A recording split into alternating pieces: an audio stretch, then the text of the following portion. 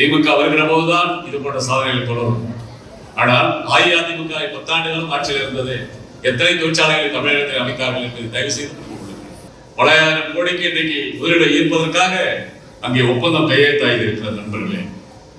அப்படிப்பட்ட ஒரு முதலமைச்சர் இன்றைக்கு சுறுசுறுப்பாக பணியாற்றி வருகிறார். இந்த இயக்கத்தை இன்னொரு 50 ஆண்டு காலத்துக்கு வழிநிறுத்துவதற்கு நம்முடைய இளம் தலைவராக இன்றைக்கு உதயநிதி ஸ்டாலின் அவர்களை நம்முடைய தலைவர் அவர்கள் அடையாளம் கண்டிச்சாங்க. ஒன்றும் பிரச்சனை இல்லை. ஆக போய் அந்த பொறுப்புல நீங்களும் வந்து நம்ம யாருமே அதுல யாரும் போட்டி கிடையாது. நமக்கு எதுவுமே கிடையாது. நம்முடைய கட்சி வலுவாக இருக்க வேண்டும். நல்ல தலைமைக்கு செயல்பட வேண்டும். தலைமை இல்லாத அதிமுக நினைத்து பாருங்கள். அதுதான் இன்றைக்கு இருக்கிற வரலாறு. அப்படிப்பட்ட இயக்கத்துக்கு இன்றைக்கு 75வது பவள விழா கொண்டாடுகிற இந்த ஆண்டை சிறப்பாக கொண்டாட வேண்டும் என்று நம்முடைய தலைவர் அவர் சொல்லிவிட்டு இன்றைக்கு விளையாட்டு சென்றிருக்கிறார்கள். நம்முடைய மாவட்ட கழக செயலாளர் வர வேண்டிய கூட்டம் இது. 82 கூட்டத்தில் அவரால் வர முடியாது. அதுக்காக தான் ராமாபுரத்துல அந்த அடுக்குமாடி குடியிருப்பு தான் நாங்கள் எல்லாம் நாடெல்லாம் ஆய்வு போனோம். நம்முடைய தோழர்கள்லாம் அழைத்துக் கொண்டு செல்வகுமார் போன்றவர்கள், ராஜீவ் போன்றவர்கள், செல்வம் போன்றவர்கள் நம்முடைய கழகத்துடைய முன்னோடி பெருமக்கள்லாம் அழைச்சிட்டு போனேன். போய் ஆய்வு பண்ணி பார்த்தேன். ஒண்ணு இந்த கையை வச்சு அப்படியே சொல்லி எல்லாம் அந்த வீடியோ எல்லாம் நாங்க போட்டோம். சொல்லி எடுக்க அப்படி சொல்லும் போது போட்டு பல போட்டு வெறும் இந்த எம்சாய்டு வச்சு புடிச்சு போயிட்டான். தண்ணி கூட ஊத்துறப்பாவி. அதுக்கெல்லாம் என்ன செய்யணும்னு சொல்லி ஏறக்குறைய 20க்கும் மேற்பட்ட கோரிக்கைகள். அவ்வளவு பிரச்சனை உள்ள இருக்கு. பைப் வச்சிருக்கிறான், எல்லாம் தண்ணி லீக் ஆகிருக்கு, பில்டிங் எல்லாம் ஊறுது.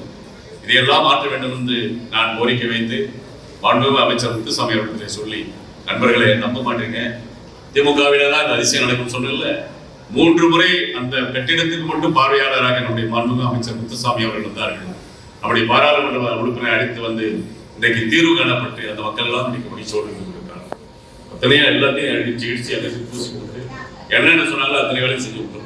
இதெல்லாம் ஒரு சின்ன சாம்பிள் தான். இன்னைக்கு நம்முடைய பள்ளி தொகுதியில் இருக்கிற பள்ளிக்கூடங்கள், சாலை வசதிகள், செல்வகுமார் பேசும்போது சொன்னார், கடவுளை போட்டு வச்சுட்டா 10 வருஷம் பிரதான சாக்கடை குடிநீர் திட்டம் கையில் எடுத்துட்டோம், வந்தோடனே எடுத்தோம். இங்க மட்டும் ராமாபுரத்தில் மட்டும் அந்த பிரச்சனை இல்லை, காரபாகத்தில் பிரச்சனை, நெற்கூடத்தில் அந்த மாதிரி பிரச்சனை, ஏறக்குறைய 7 வட்டங்கள் வலசலாகத்தில் குடிநீர் பிரச்சனை, 7 வட்டங்களிலும் இன்றைக்கு எல்லா பிரச்சனையும் ஓரளவுக்கு தீர்க்கப்பட்டு இன்னும் அதிகப்படியாக 10லிருந்து 15% பணிகள் மட்டும்தான் இப்பொழுது நடந்து முடிக்க வேண்டிய நிலையில இருந்து கொண்டிருக்கிறது. இருந்தாலும் அதற்கான திட்டங்களை ஏற்ற வேண்டும். திமுக வருகிற போதுதான் இது போன்ற சாதனைகள் தொடரும். ஆனால் அஇஅதிமுக 10 ஆண்டுகளும் ஆட்சியில் இருந்தது.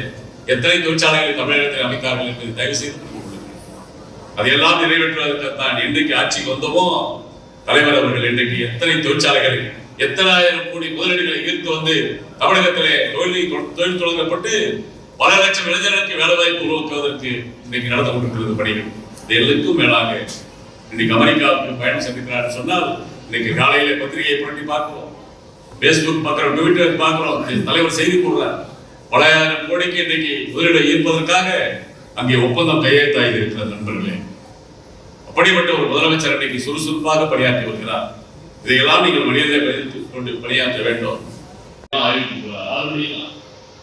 7 மணிக்குள்ள அங்கே மருத்துவர் வந்து அன்னைக்கு அவங்க எல்லாத்தையும் அடையாளம் காட்டி தமிழகத்தை ஒரு முன்னேற்ற பாதையை கொண்டு சென்றிருக்கிறார்கள் சொன்னால், அத்தனை பெருமையும் திராவிட முன்னேற்றங்களுக்கு தான் சார்பு என்று கொண்டு வேண்டும்.